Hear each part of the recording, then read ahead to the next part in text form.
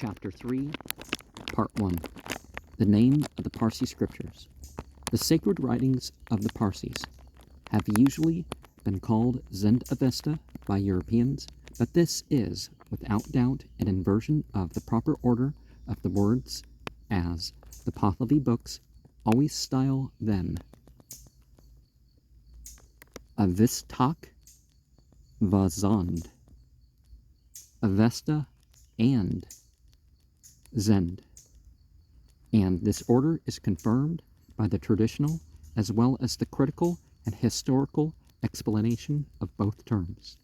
In the opinion of the present Parsi priests, Avesta means the original text of the sacred books, and Zend denotes the Pahlavi translation. This view is correct to a great extent, as many passages may be quoted from the Pahlavi books in which Zend means simply translation or commentary. Thus, the old Farhange Oim Kaduk commences in the old manuscripts with the words Madam Bara Shinak Tanoe Vaj Va Marikanoe Avistak Aibash Zand Maman Va Chigun. On fully understanding the words and phrases of the Vesta, that is, the nature and quality, literally the what and the how of its Zend, one exception to the styling of the books as Avistak Vazand has been noticed in many hundred occurrences of the phrase. So just one out of hundreds. But it is probable that the term Zend was originally applied to the commentaries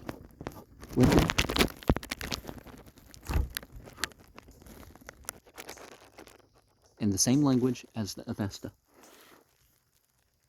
For in the Pahlavi translation of the Yasna, when the scriptures are mentioned, both terms Avistak Vazand are used, as if of equal authority, which would have been an instance of gross self-conceit on the part of the translator if he meant his own translation by the term Zend. From this use of the denomination Avesta and Zend by the Pahlavi translators, we are fully entitled to conclude that the Zend they mention was a commentary on the Avesta already existing before they undertook their translation, and as they considered it sacred, this Zend was probably in the same language as the original Avesta. There are many traces in the Avesta quotations and other phrases of the Pahlavi translations of much of this old Zend having been replaced by the new Zend of the Pahlavi translators, but there are also traces of a good deal of it remaining incorporated in the present Avesta text, as will be pointed out from time to time in the translations which follow. The term Avesta and Zend, or Zend-Avesta, cannot be considered, therefore, as wholly inappropriate when applied to the Parsi scriptures in their original language, although the word Zend is improperly used when applied to that language itself, as it is much more commonly employed as a name for Pahlavi commentaries. And Avistak Vazand, see Yasna 31:1, where the Avesta and Zend of both sayings of both blessings are specified in the Pahlavi translation. Naryosang generally renders the word Zend by Artha, meaning in a Sanskrit translation of the Yasna. From the above remarks, it will be seen that the term Avesta was originally confined to the sacred texts ascribed to Zarathustra and his immediate disciples, but in the course of time this term has been gradually extended to all latter explanations of those texts written in the same language, till at the present time it includes all writings in that language, whatever their age. All these writings, having become unintelligible to the majority of the Zoroastrians, came to be regarded as equally sacred.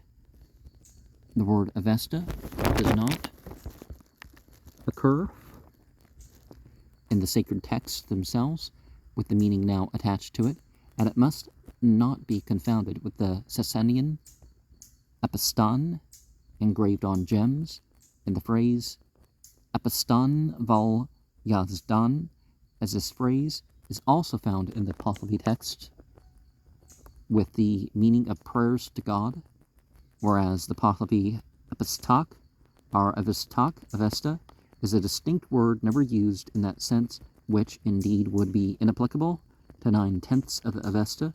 So far as the form of the Pahlavi Avestak is concerned, it might be best traced to Ava, Sta, in the sense of what is established our text, as was proposed by M.J. Mueller in 1839, but such a meaning, although it might be fairly applicable to most of the Avesta now extant, would hardly describe the very miscellaneous contents of the tasks which have been lost, and which are all said to have had both Avesta and Zend. A more satisfactory meaning can be obtained by tracing Avestak to A Vista, PP of vid to known, with the meaning of what is known or knowledge, corresponding nearly with Veda, the name of the sacred scriptures of the Brahman. More literally, what is announced or declaration approaching the meaning of revelation. It may be objected to this etymology that the first syllable of Avestak is written like that, and an Avesta V does not usually change into a Pahlavi P. This is only true, however, when the P would be initial. In other cases, such as the Pahlavi P, the change is common. With regard to the term Zend, we see that its application varied at different times. Originally, it meant the commentaries made by the successors of Zarathustra upon the sacred writings of the prophet and his immediate disciples. These commentaries must have been written in nearly the same language as the original text, and as that language gradually became unintelligible to all but the priests, the commentaries were regarded as a part of the text, and a new explanation, or Zend, was required. This new Zend was furnished by the most learned priests of the Sasanian period in the shape of a translation into Pahlavi, the vernacular language of Persia in those days, and in the latter times the term Zend has been confined to this translation. The word Zend may be traced in the Intish, Yasna 56, 3, maybe word 3, SP, and is to be referred to the root zan, to know, the Sanskrit jna, the Greek gno, the Latin gna, as in agnosco and cognosco, so that it has the meaning of knowledge, science. What passages in the present Avesta may be supposed to be remnants of the old Zend will be pointed out whenever they occur in the translations we propose to give further on. The term Pazand, which is met with frequently in the connection with Avesta and Zend, denotes a further explanation of the Zend, and is probably a corruption of Pa'ite Zvante, which must have meant re-explanation. This word does generally occur, Yasna